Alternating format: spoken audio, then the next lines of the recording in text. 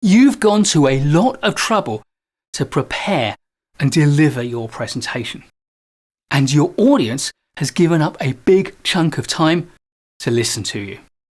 So surely you want them to remember the important parts of what you tell them.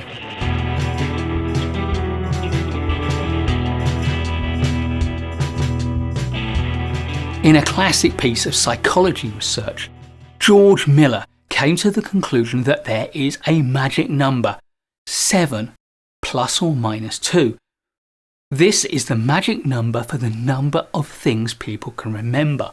When he tested subject after subject for how many items they could remember, then the range was from 5 to 9 for almost everyone.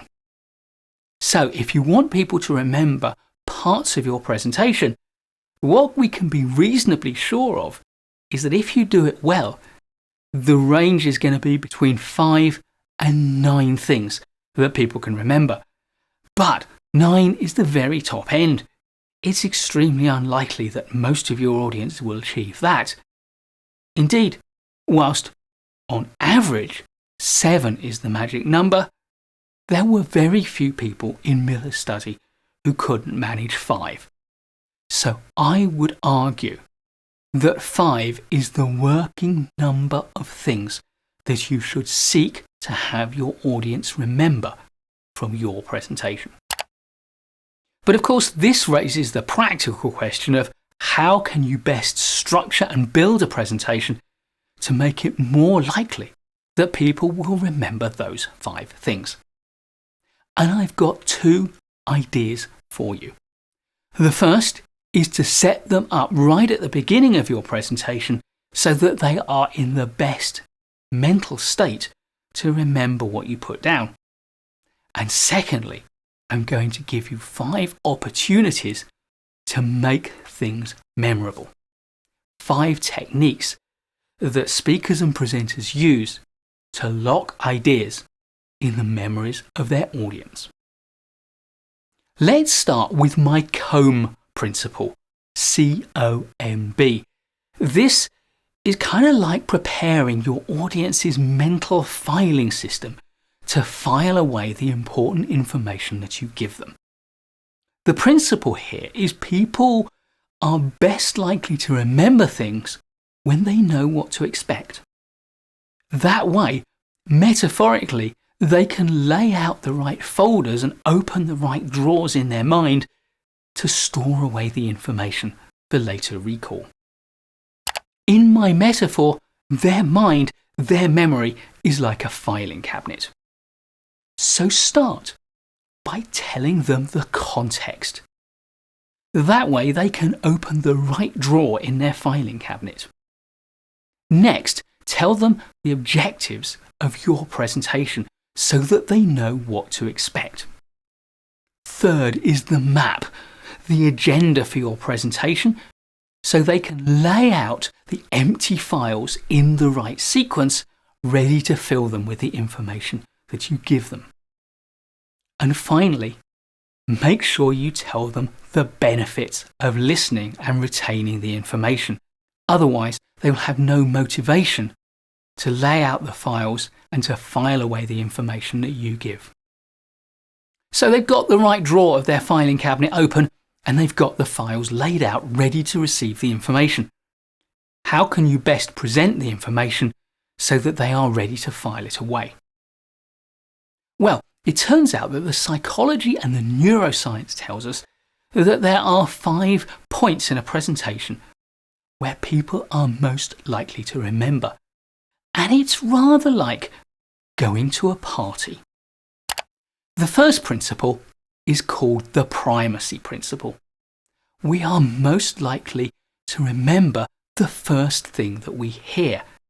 And it's a bit like when you go to a party full of people that you don't know. One of the people you are most likely to remember from a party is the first person you meet and talk with. The second principle is the Recency principle. We are also likely to remember the last thing we hear in the presentation.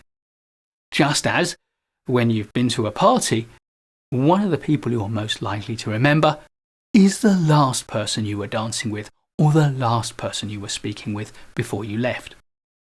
And that's ignoring the fact that maybe you left with them. Next is the frequency principle, which tells us we are likely to remember the things that we hear again and again and again and again and again. If you want your audience to remember something, then repeat it a number of times. Just like when you go to a party and every time you go to the kitchen, the same person is there. You're going to remember them. The next principle is the novelty principle. We remember the thing that stands out. If you want to make one key point memorable in your presentation, then find a way to make it stand out, to illustrate it boldly or to demonstrate it memorably. And again, it's rather like at a party where one person thought it was fancy dress and turned up dressed like a chicken. You're not going to forget them. The final principle is the emotion principle. We remember things best when we engage powerful emotions.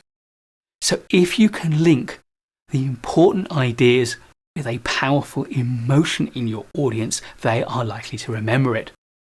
And of course, if you come away from a party having felt a powerful emotion in the company of one or other of the people, whether it's something like love or frustration or anger, then you're likely to remember that person too.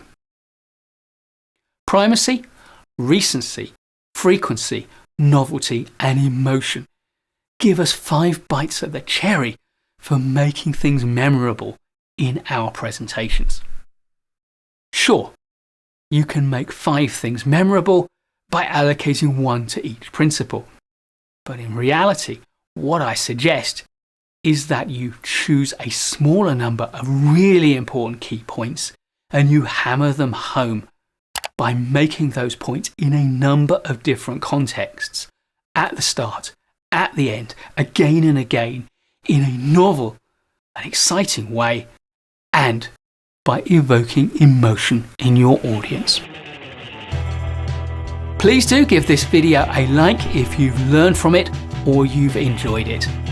I'll be creating loads more great management content for you, so please do subscribe to the Management Courses channel and hit the bell so you don't miss any of that content. I'll look forward to seeing you in the next video, and in the meantime, keep learning.